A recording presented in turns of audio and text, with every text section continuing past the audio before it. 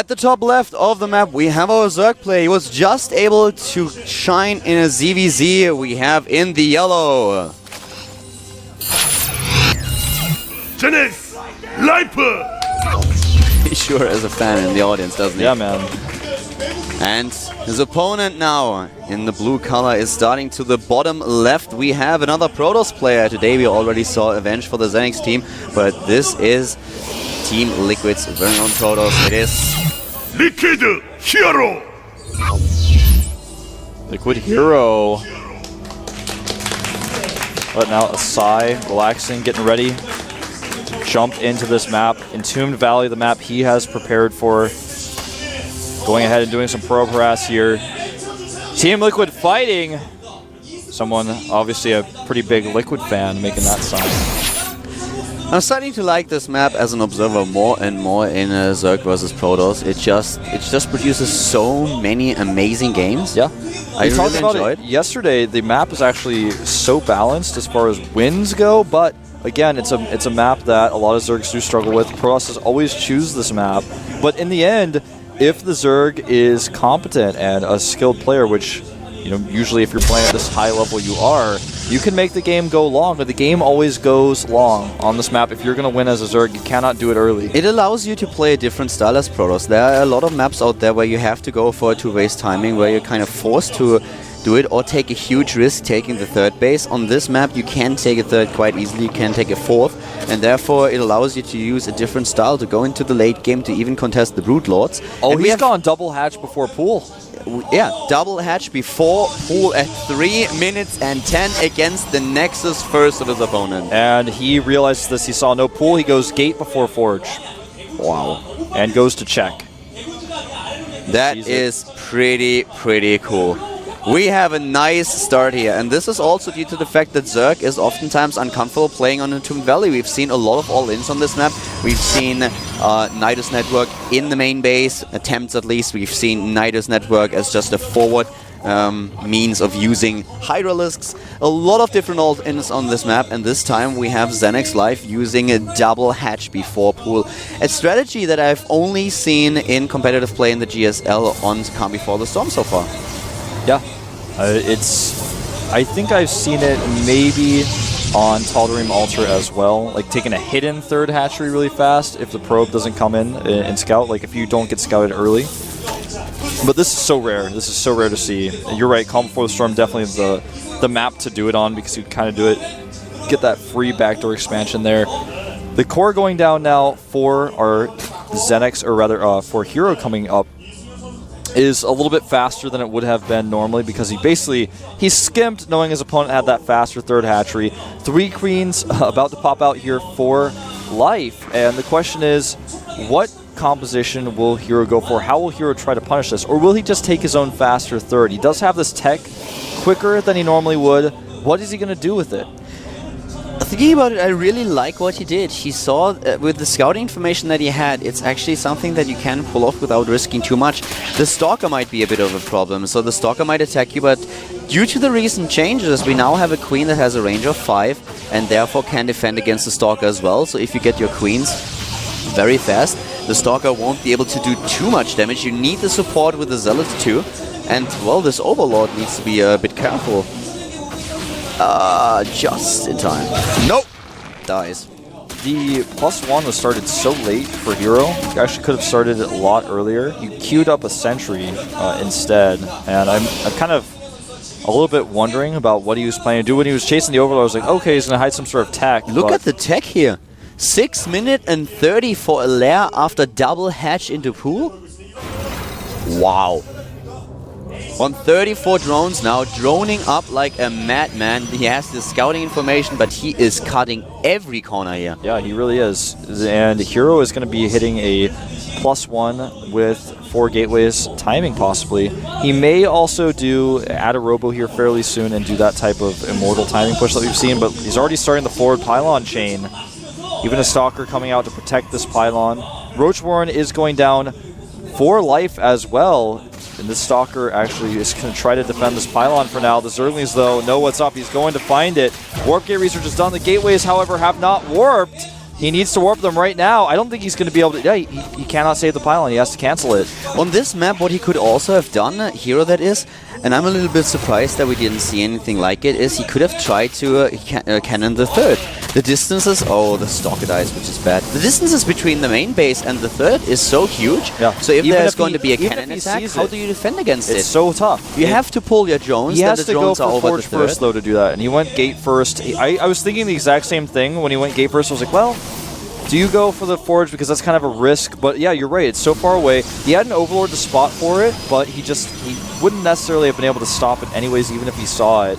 I think he just wanted to play things safer, though. Hallucination is coming out for Hero here, who has built up a 5 sentry count right now. He's going to use that to scout what his opponent is up to. But if he's you going to get a think good about glimpse of what is in his opponent's main base. The position of Life is beautiful. He has a very, very fast tech. He's getting the infestation pit right away. So what exactly could happen here? We can have Hero with a Blink Stalker +2 timing attack. We can have him... what is he going to do?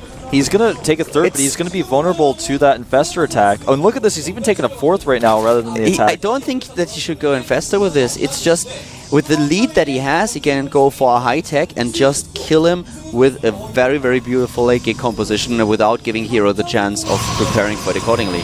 Hero is taking scouting the third. so well, though, with what's going on. I think that he may be able to prepare. The Spire is already going up. He's not getting Pathogen Glands. He's going to probably just go for that Hive, just like you said, and get that Greater Spire out. He is continuing his Roach production, getting Roach speed, adding a Carapace in here just so he can hold in case Hero goes for a big attack.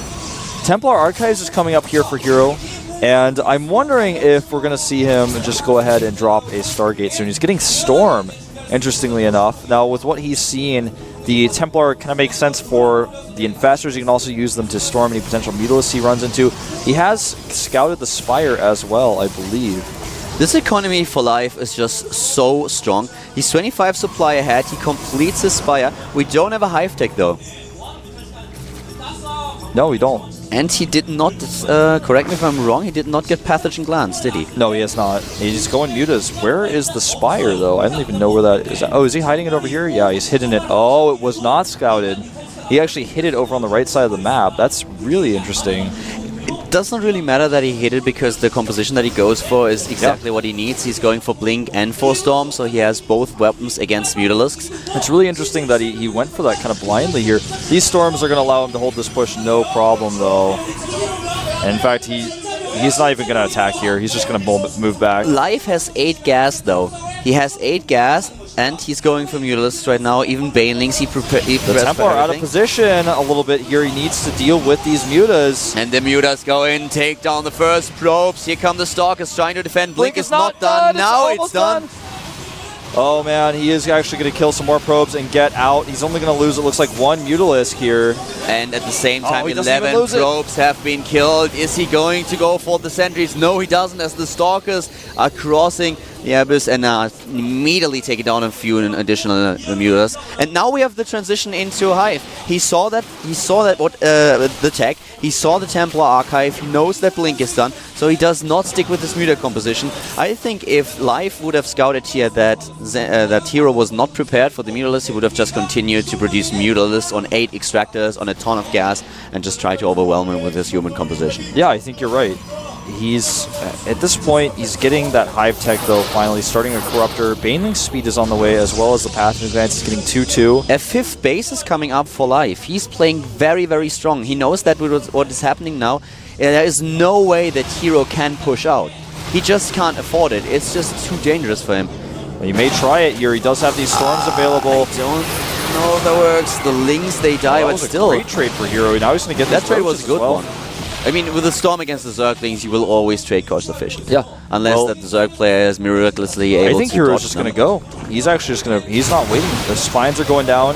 He's going to be pretty hard-pressed to avoid them. There is too much. Look at all these Lings coming. Even with the Storm, it's tough. It's delayed and it only costs the minerals, and he has more than enough minerals to pull this off. He's just waiting for the Infestors and they are ready. This is so cool, man. I like what Hero is doing because he's actually been able to scare the Mutas back away from his probe line rather than sitting there and letting the Mutas attack 3 different sides. He's forced. He knows the Roach count is so low He's forced the Mutas to actually fight as part of the composition, and that's where his Storms come into play. His control was really good, but again, the position here I think is still better for our Zerg player because he has so much economy right now, and this army is not going to be big enough to win that crucial are fight. not going to attack the bases, wolves, not with the cannons and the blink stalkers. Yeah, he's damaged them so much that they just can't even consider going over there anymore. And now look at this army. Here has to be very, very careful. 50 supply ahead for life. And now with the Fungals, he uses the feedback, he used the first Storms, but he does only have 4 High Templars, and they're slowly but steadily running out of energy here. And this is the big problem he's going to face. He's moving in with Banelings, with Zerglings, Roaches, Infestors, and also the Mutalisks. And Hero is dropping down to 130 supply. He has good micro, is trading as best as he can here. Oh, I love this, going up the ramp where he can get a better concave, but this is just such a good trade for a Zerg player who's got the great economy right now. Great micro from Hero, actually making this engagement as cost efficient as possible. And the Mutas are actually, did they all die? Where did they end up going? They actually did all die. All dead. Yeah, he decided to fight with them. There's like one Muta chasing these Stalkers, does get taken out. Hero has too much minerals. He has too many minerals and too much gas. He was just able to warp in another round of Stalkers, so now he's in cooldown. But look at his mineral count. He needs more production. I'll start with additional upgrades. Because +1 armor. Life is nearly on 200 supply again. He's about to be maxed out, and now he's transitioning into Broodlords. He already morphs the first as the Greater Spire has just been completed. He even gets the +3 upgrade for the ground units. He's so ahead in upgrades. Hero doesn't really have very many options here. Right now his Stalker count is built up to 31. He's got a few Templar out here as well. These Broodlords, though, are going to be so easy to defend with the composition that that Life has. And he will actually take out one of the Templar for free before any Storms go off. Now he's trading decently with the Stalkers. The Stalkers cannot actually close the distance with this many Infestors here. The Infested Terrans coming down to add some DPS. The Warp Prism allows Hero to warp in reinforcements close. But the Broodlords, they are going to actually have to get back. He may catch a few here. The Infestors use all the energy. Infested Terrans. And he's actually going to lose some Infestors here as well. Hero turning a bad situation into okay, but he blinks forward, and that's what the Zerglings were waiting for. Oh, wow. A huge mistake, a nice trap set up by Life, and he cleans up the entire Stalker force, putting the unit count for Hero at 76 probes and 2 observers. Very well done here by Life. Hero overextends himself a little bit, but he has to kill the Broodlords. And at this point in time, Life was actually a bit lucky that his Zerglings were just about to pop and were able to assist him here. He overextended with those Infestors that don't have enough energy for the Fungals. The ground army was just not there, but he reinforced in time to catch all of them Stalkers, and that puts him once again way ahead of his opponent. This aggressive, not aggressive, but very, very greedy opening by Life, who countered his opponent's strategy perfectly, just allows him to get a great economy, a lot of units, a very fast tech, also the upgrades, and Hero is so struggling to take a fourth here. Yeah, he can't. He's got the minerals to do it. He wants to dump them into cannons, but there's already Broodlords out. He can't even buy time. His Archons are trapped on the outside here. They cannot be saved. One small group of Stalkers comes in to try to catch a Broodlord. He gets it, but he loses all of his Stalkers as a result. And that's a trade that Life is going to be okay with right now. The Broodlords continue to start to damage this wall off. +2 armor is on the way. He's got a probe that could potentially make another base. He's just not doing it, and he is going to break through here. It looks like sending his Banelings and Zerglings forward. He gets through, and that's going to be it. We have a few Zealots in at the third of his opponent, though. With the Warp Prism, Hero is able to do some pressure here, and he can kill a few drones. He killed four so far, but not enough. Another Storm. It's also a Stalker. It's a bad day to be a Stalker right now. There are Broodlords everywhere. Zerglings trying to pressure them as well. And this is just really tough. He blinks in, tries to take down the Broodlords, focuses one, focuses the second. A few Roaches helping them out though. And again, 160 supply against only 100. But look at the bank for Hero. He does not have the production now. He will not be stopped. The Zerglings are tearing through these Stalkers. He's making Banelings at the natural. They're going to start ripping through the probe count. And right now, he just has too much. The core goes down. The pylon powering the forge will go down as well, stopping +2 armor, it looks like. The Broodlings alone are just pushing these Stalkers all the way up the ramp. Now he's sending the Banelings into the third base, and gates are falling. This is the end for Hero here, and ZENEX is going to take a significant lead. Wow, another set of probes is dying here. Those Broodlords controlling the choke point, they control the ramp, and the GG from Hero. It's inevitable as Life takes another win. Oh, he's disappointed He here. looks hurt, man. That was a tough game. His opponent took all the risks, but he did them well. Hero, not really very many options to punish him with there, and ZENEX takes a 2-1 lead as a result. I'm really sure that Hero did not expect a strategy like this from his opponent. Taking the double hatch before pool was already something that is really out of the ordinary. You're exposed to a potential attack at the third. Also, you have to care about a potential cannon attack, and that is basically the biggest deal. As soon as there are some cannons up, especially on Entombed Valley, it is so hard to attack. I think that Hero was just really surprised here. Yeah, I think so too. It's the worst feeling in the world. I mean, just going back to Hero sitting in that booth right now, it's the worst feeling in the world knowing that you came out for your team on a map of your choice, a map that many consider to be favored for your race, and you lose. Like, not only did he lose, but he got destroyed, arguably, in that game. I feel like there was no ground for him in that game whatsoever. There was no moment where I was like, all right, Hero might actually take this game. His opponent took a lot of risks, but he didn't find out about it. He didn't stop the fast third hatchery. He didn't do anything there. His timings for his +1 was weird. He wanted to hit a +1 with his gateways. His +1 was late. Even if he had warped in his units at the gates with his first 4 gates, he actually wouldn't have been able to do anything because the forward pylon was far away. His +1 wasn't even going to be done by the time the Zealots got there. All of his timing seemed a little bit shaky. It was almost as if when he saw the fast 30, he was like, what do I do? Didn't react quickly enough and wasn't sure like his next plan. This whole game seemed a little bit shaky for Hero. It was just a Life played this really well. The thing with Life is also his fast tech. I think that's the only time when Hero had really a chance to punish him. Punish him as long as you don't have the Infestors against you.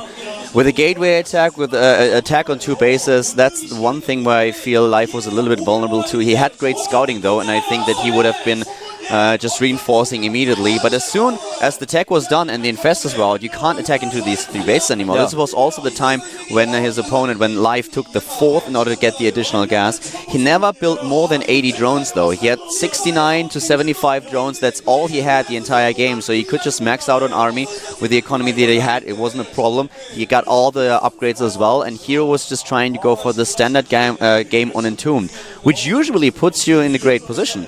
And he was even a bit, well, yeah, he was a little bit lucky with his composition that he went for. He went immediately for Blink and for Storm, even though he did not see the Spire, he didn't even because see it was all. just his game plan. So he could defend against the Mutalisks, but at this time the economy and also the tech was so crazy already. You know that attack he went for with the Storm and the Templar? That was like the only moment where Hero like almost got some ground, but then he blinked forward prematurely and lost all of his Stalkers, and then it was like, all right, well, you had something going here, but you lost it. But if he doesn't blink forward, then he doesn't get the Broodlords, he doesn't get those Infestors. Then his opponent gets back, he keeps the Infestors alive. I mean, it's a lose-lose situation for Hero. I mean, he basically got behind as a result of his opponent's risks. Even with the great composition that he made, he was just never able to take that 4th base. His production, like you said a few times, was not necessarily the best. You know, he wanted to get the Stargate out. You could see him trying to get the Stargate out to get the Mothership out, but that was just never going to happen.